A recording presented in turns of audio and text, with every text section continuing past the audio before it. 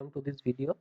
আজকে আমরা যে কোশ্চেনটা সলভ করবো সেটা কি বলছে, 0.2 মিটার 0.6 মিটার ব্যাসার্ধ বিশিষ্ট দুটি চাকতির উপাদান ও বেধ সমান, তাদের নিজ অক্ষের সাপেক্ষে জড়তা ভ্রামক দ্বয়ের অনুপাত নির্ণয় করো।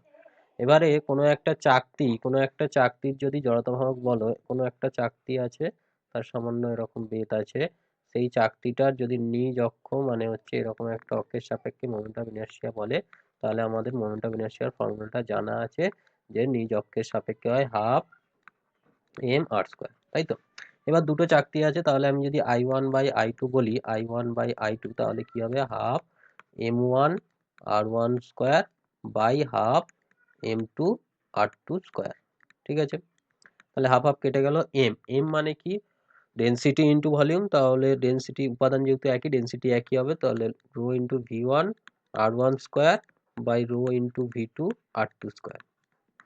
এবার ভলিউম মানে কি, ভলিউম মানে হচ্ছে এই এরিয়া ইন্টু ডেপথ, এই ডেপথটা যদি আমি ডি বলে থাকি তাহলে কি হবে, ডি ইন্টু এরিয়া A1, আর এটা হচ্ছে ডি ইন্টু এরিয়া A2।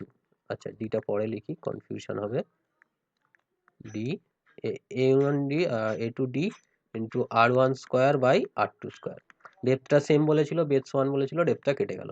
আচ্ছা, এরিয়া মানে কি, এরিয়া মানে হচ্ছে পাই আর স্কোয়ার, তাহলে pi R1 square into R1 square, আর নিচেও একই রকম ভাবে pi R2 square into R2 square.